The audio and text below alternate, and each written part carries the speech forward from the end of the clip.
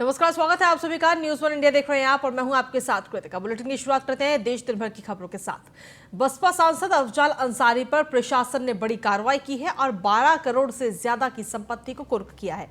Gangster act के तहत अफजाल पर यह कार्रवाई की गई है।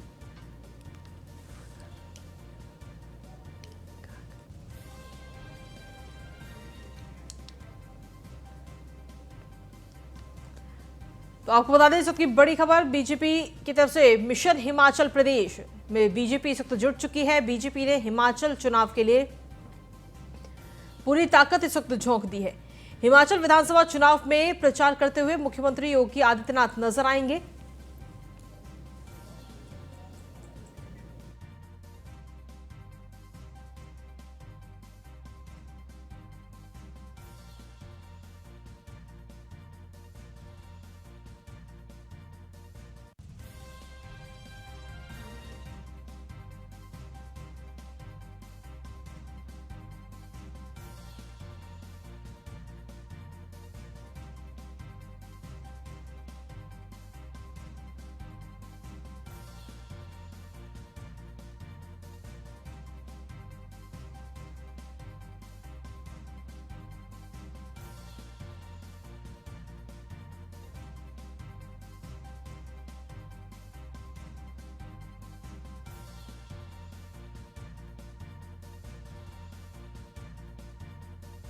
मुख्यमंत्री योगी आदित्यनाथ हिमाचल प्रदेश में रैली को संबोधित करते हुए नजर आएंगे। हिमाचल प्रदेश में मतदान होना है, 12 नवंबर को यह मतदान होगा। तो इसमें भारतीय जनता पार्टी पूरी तरह से इस वक्त मिशन हिमाचल प्रदेश में जुट चुकी है। पूरी ताकत हिमाचल चुनाव के लिए बीजेपी ने झोंक दी है।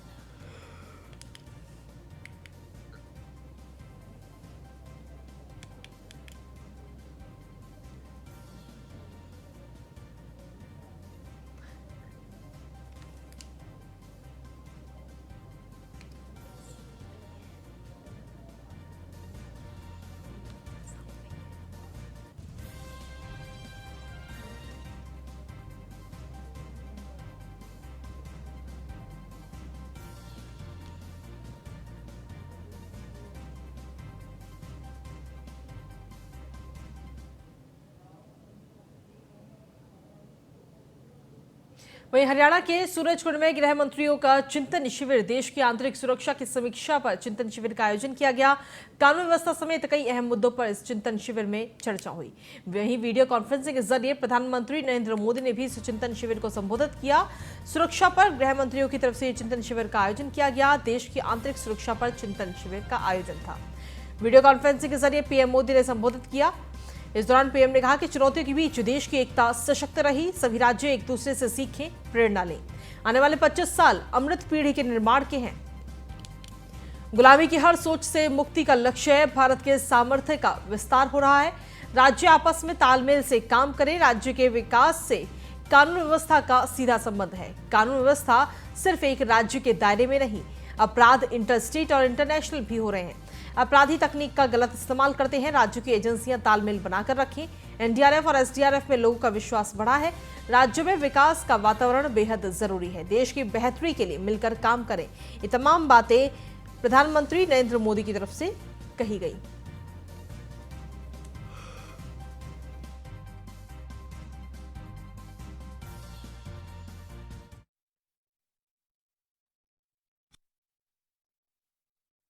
सूरजकुंड में हो रहा गृह मंत्रियों का ये चिंतन शिविर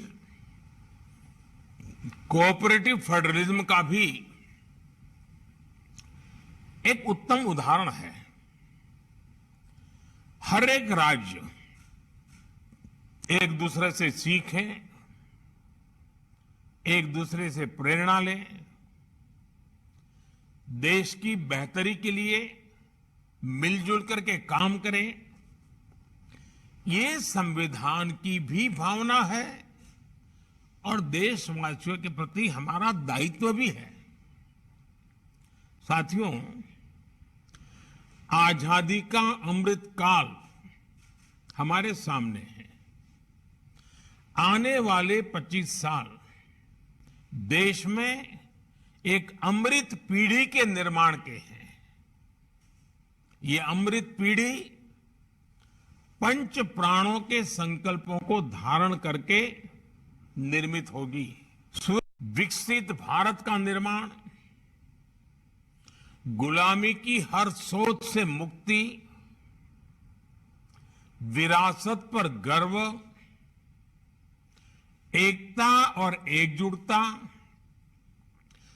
और सबसे प्रमुख बात नागरिक कर्तव्य, इन पंच प्राणों का महत्व आप सभी भली भांति जानते हैं, समझते हैं। ये एक विराट संकल्प है जिसको सिर्फ और सिर्फ सबका प्रयास से ही सिद्ध किया जा सकता है। जब ये सुशासन के मूल में होंगे तो भारत के सामर्थ्य का विराट विस्तार होगा। जब देश का सामर्थ्य बढ़ेगा तो देश के हर नागरिक, हर परिवार का सामर्थ्य बढ़ेगा। यही तो सुशासन है, विकसित भारत का निर्माण। वहीं केंद्रीय गृह मंत्री अमित शाह ने चिंतन शिविर को संबोधित करते हुए क्या कुछ कहा है, वो आपको सुनवाते हैं। जो कि बेस्ट प्रैक्टिसेस को साझा करने का भी काम हुआ है, जिसे एक राज्य के अच्छे प्रयोग को देश भर के राज्य स्वीकार कर सके। राज्यों ने अपनी कुछ तकलीफें भी यहाँ मंच पर रखी हैं, जिसका समाधान भारत सरकार के सहयोग से वो चाहते हैं। केंद्र से उनकी जो अपेक्षा है उसको भी मंच पर रखने का काम हुआ है और कुछ अच्छे सुझाव भी आए हैं। मैं आपको विश्वास दिलाता हूं कि हम सब मिलकर ये सारी समस्याओं के समाधान की ओर एक वाक्यता के साथ आगे बढ़ेंगे। आज इस विशेष सत्र के उपरांत 4 सत्र और होंगे, जिसमें साइबर अपराध, नारकोटिक्स, कन्विक्शन रेशियो बढ़ाना, दोष सिद्धि का प्रमाण बढ़ाना और सीमा सुरक्षा का प्रबंधन, ये 4 विषयों पर विशद चर्चा होने वाली है। पूरे चिंतन शिविर में 2 दिन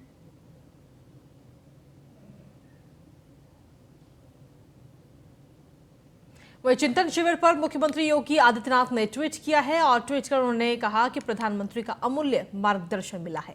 पीएम के नेतृत्व में कानून व्यवस्था सुदृढ़ हुई है, समाज भयमुक्त हुआ है, लोकतांत्रिक व्यवस्था पर विश्वास मजबूत हुआ है। ये ट्वीट किया गया है मुख्यमंत्री योगी आदित्यनाथ की तरफ से। इस चिंतन शिविर को लेकर मुख्यमंत्री ने ये ट्वीट किया है। उन्होंने अपने ट्वीट में लिखा है कि आदरणीय प्रधानमंत्री जी ने बड़े संकल्प लेने, विरासत पर गर्व, गुलामी की सोच से मुक्ति, एकता, एकजुटता व नागरिक कर्तव्य के पंच प्रण दिए हैं। राष्ट्र निर्माण के मंत्र इन पंच प्रणों की सिद्धि हेतु सभी को एकजुट होकर समर्पित सेवा भाव के साथ कार्य करना होगा। मिलकर नया भारत बनाना है।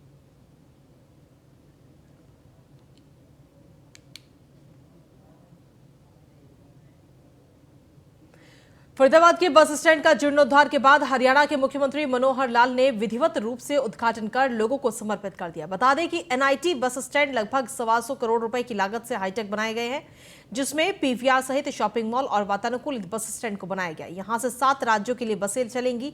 वहीं एनआईटी बस स्टैंड से उद्घाटन के बाद हरियाणा के मुख्यमंत्री मनोहर लाल खट्टर ने बस स्टैंड का नाम बदलकर डॉक्टर मंगल सेन बस पोर्ट कर दिया है। इस मौके पर मुख्यमंत्री ने कहा कि हरियाणा में 5 और नए ऐसे बस स्टैंड बनाए जाएंगे।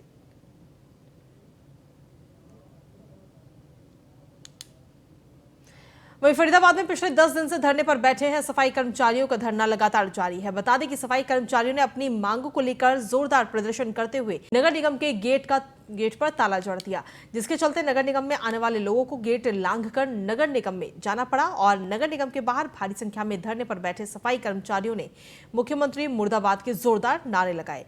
वहीं सफाई कर्मचारियों का आरोप है कि सरकारों ने कोई भी आश्वासन नहीं दे रही, इसके चलते उनका धरना लगातार जारी है।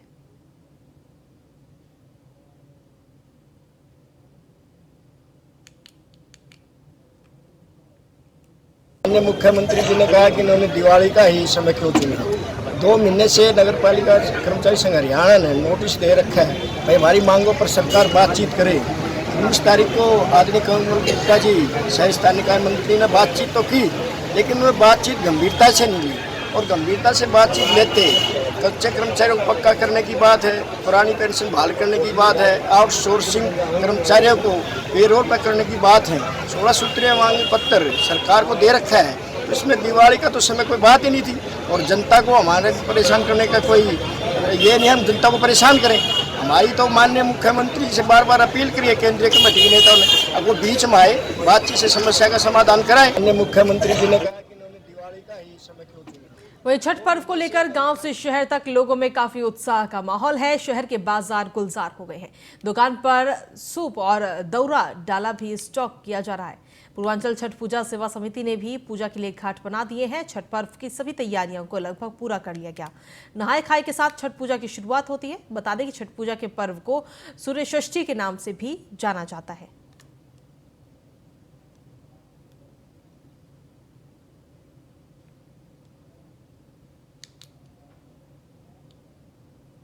वहीं पटियाला पुलिस ने दिवाली के बाद ही पंजाब से हरियाणा की ओर जाने वाला अवैध शराब से भरा हुआ ट्रक जब्त कर लिया। मौके से पुलिस ने भारी मात्रा में शराब बरामद की। जानकारी के मुताबिक ये ट्रक पटियाला से हल्का स्टोर के गांव चोरा नाके की ओर जा रहा था। फिलहाल पुलिस पूरे मामले की जांच में जुट गई है।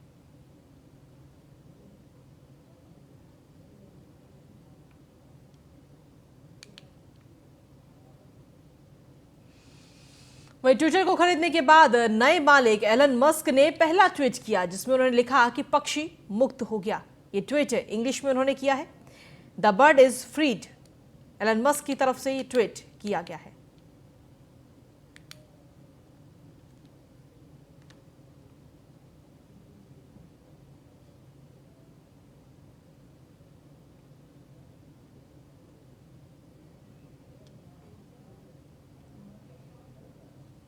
दिल्ली कांग्रेस अध्यक्ष अनिल कुमार ने दिल्ली वार्ड के परिसीमन को चुनौती देते हुए दिल्ली हाईकोर्ट में याचिका दायर की थी और इस मामले में सुनवाई करते हुए कोर्ट ने केंद्र सरकार और अन्य प्रतिवादियों को नोटिस भेज दिया है।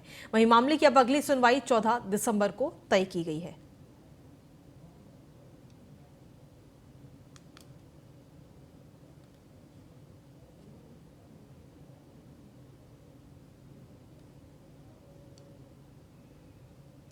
मंत्री दिनेश प्रताप सिंह ने चिंतन शिविर और योगी मॉडल की तारीफ की। उन्होंने कहा कि मुख्यमंत्री ने उत्तर प्रदेश के वातावरण को इस अनुकूल बना दिया है कि दुनिया भर के लोग यूपी में निवेश करने आ रहे हैं।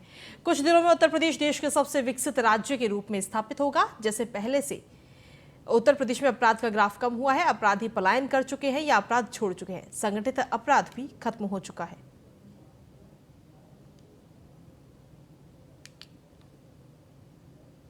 यशस्वी मुख्यमंत्री पर कि उन्होंने उत्तर प्रदेश जैसे प्रदेश के वातावरण को इस अनुकूल बना दिया कि आज दुनिया के लोग हमारे उत्तर प्रदेश में इन्वेस्ट करने आ रहे हैं और निसंदेह थोड़े दिनों में उत्तर प्रदेश देश का सबसे विकसित राज्य के रूप में स्थापित होगा और इसके लिए श्रेय जाएगा तो हमारे उत्तर प्रदेश के यशस्वी मुख्यमंत्री जी का जाएगा।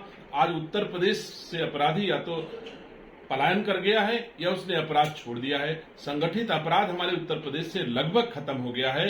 इसके लिए मैं उत्तर प्रदेश के यशस्वी मुख्यमंत्री जी को धन्यवाद देता हूं और उत्तर प्रदेश वासियों ने भी हमारे योगी आदित्यनाथ जी के मॉडल को पूरी तरह एक्सेप्ट करके दोबारा उनकी सरकार बनाने में जनादेश दिया है और तमाम माननीय मुख्यमंत्री हमारे देश के हैं जो माननीय मुख्यमंत्री जी के हमारे बुलडोजर मॉडल को अडॉप्ट करके अपने प्रदेशों से भी अपराध को।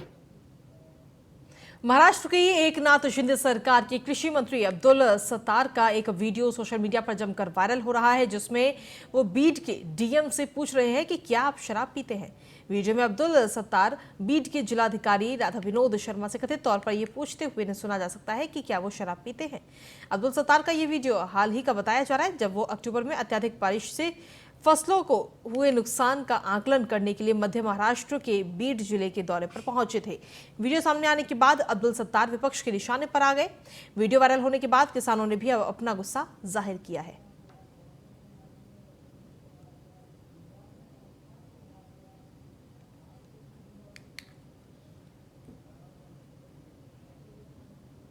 मुंबई के वर्धा जिले में नए पुलिस अधीक्षक नुरुल हसन की नियुक्ति होते ही पुलिस अब एक्शन मोड में नजर आ रही है।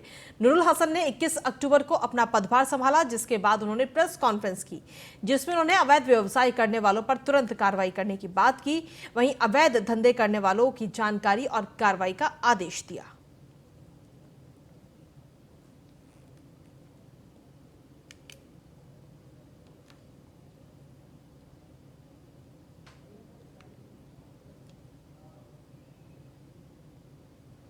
केंद्रीय रेल मंत्री राव साहब पाटिल दानवे ने उत्तर भारतीय लोगों की मांग के चलते जालना से छपरा के लिए रेल की शुरुआत की।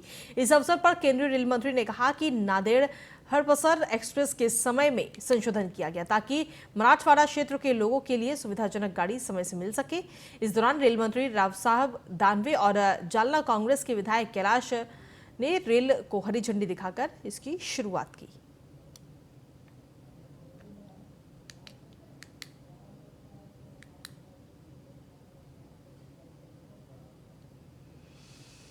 झारखंड में पहले वेटरनरी विश्वविद्यालय की स्थापना राज्य सरकार जल्द ही करने जा रही है और इस संबंध में जानकारी देते हुए राज्य के कृषि एवं पशुपालन मंत्री बादल पत्रलेख ने बताया कि इस वित्तीय वर्ष में ही ये योजना धरातल पर उतर जाएगी।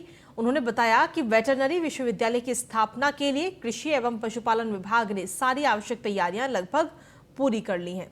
उन्होंने बताया कि इस नए वेटरनरी विश्वविद्यालय का मुख्यालय रांची में ही स्थापित किया जाएगा। राज्य में अभी Ranchi veterinary college, fisheries college Gumla और डेयरी संस्थान रांची के बिरसा कृषि विश्वविद्यालय से अंगीभूत है। वहीं कृषि पशुपालन विभाग की पहल है कि राज्य में अलग से वेटरनरी विश्वविद्यालय स्थापित किया जाए।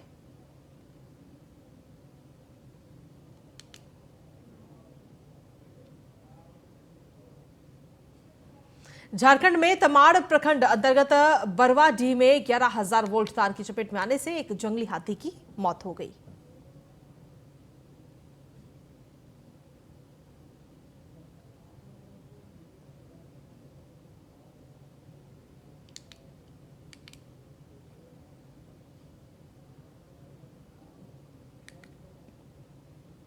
हजारीबाग के बरही से कांग्रेस पार्टी के विधायक ने टोल कर्मी को थप्पड़ जड़ दिया। बताया जा रहा है कि टोल प्लाजा में बना वीआईपी गेट खोलने में देरी हो गई तो विधायक को गुस्सा आ गया।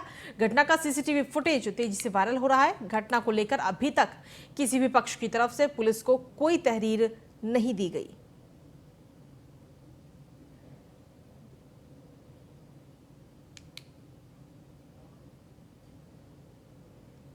रोहतास में पुल निर्माण कंपनी के बेस कैंप में लूट हुई और इस कांड का पुलिस ने खुलासा कर दिया है। मामले में पुलिस ने 7 आरोपियों को गिरफ्तार भी किया है। अन्य की गिरफ्तारी के लिए छापेमारी जारी है।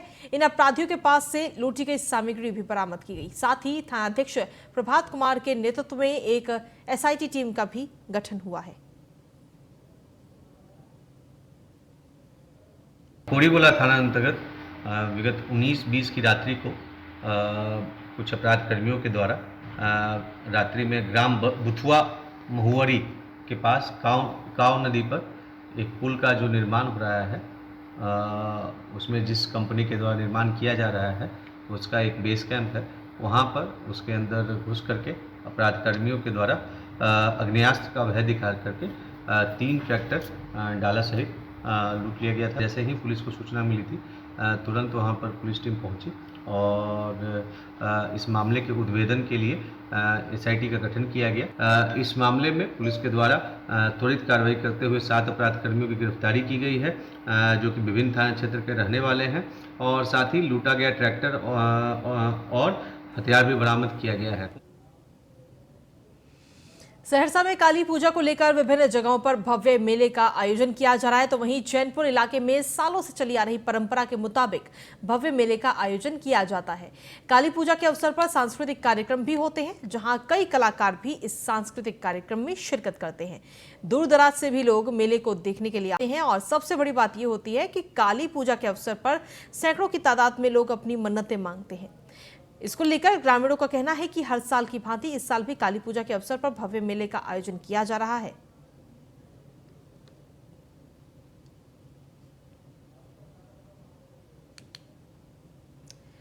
संपूर्ण गांव के लोगों की निगरानी है। कहने के लिए गांव में 2 जगह पूजा तमाशा हो रहा है लेकिन आपसी भाईचारा सामंजस्य के साथ एक ही जगह हो रहा है। वहां पर 1882-83 से उस स्थान पर हो रहा है और नया काली स्थान में 1971 से हो रहा है। चूँकि वहाँ पर एडजस्ट भीड़ आबादी बढ़ गया था, जिसके चलते दिक्कत हो रही थी, परेशानी थी। चैनपुर पंचायत में 1883 ईस्वी से काली पूजा होती है। यहाँ पर दक्षिण कालिका की पिंडी स्थापित की गई है कलकत्ता से लाकर महामहोपाध्याय पंडित रतिनाथ झा के द्वारा। उसके बाद वहाँ पर जगह कम होने के कारण जो है सो यहाँ पर नई काली के स्थान में पूजा शुरू हुई थी 1971 ईस्वी से। और इस मेला की व्यवस्था विशेषता ये है कि यहाँ जो दोनों जगह माता के पास जो अपने मनोकामनाएं लेकर के आते हैं, उनकी मनोकामनाएं सारे पूर्ण होते हैं यहाँ से। ये हमारे गांव का जो मेला है, ये 1883 ईस्वी में हमारे पूर्वज पंडित महामहोपाध्याय स्वर्गीय रतिनाथ झा के द्वारा पूर्व कब में जो बूढ़ी काली है उसका वो स्थापना किया गया था। और अभी छोटी काली का जो है 1971 में इसका स्थापना हुआ था।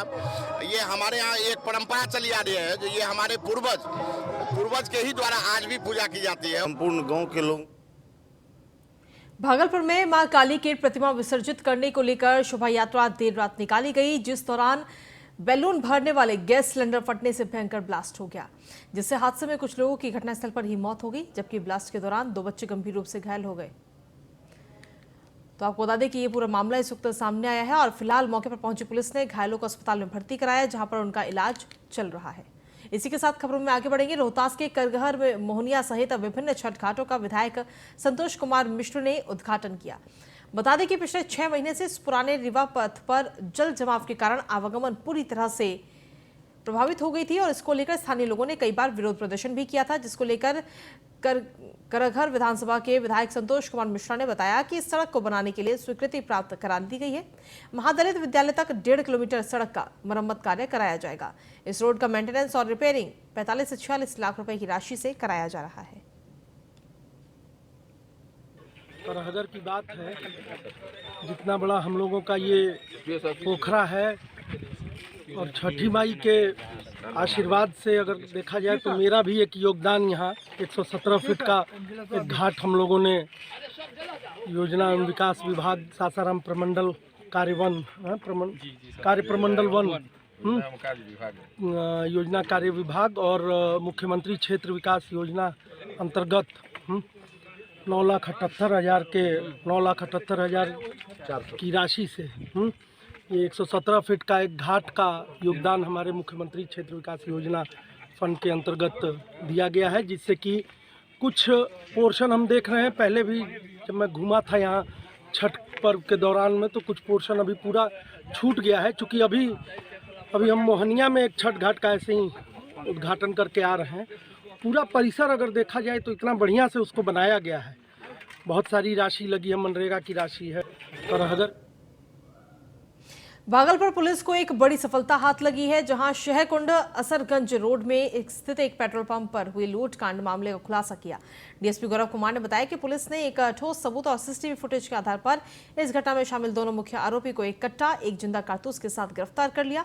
फिलहाल इस घटना के बाद डीएसपी गौरव कुमार ने सभी पेट्रोल पंप के मालिकों से अपने कर्मचारियों का पुलिस वेरिफिकेशन कराने का आदेश दिया है। पुलिस ने लूट की गई 1500 रुपए भी बरामद किए। एक लूट की घटना घटी बागेश्वरी पेट्रोल पंप 4:45 पे सुबह ये लूट की घटना घटी। वादी इसके पेट्रोल पंप के मालिक जो हैं वो टुनटुन शाह जिला परिषद अध्यक्ष हैं।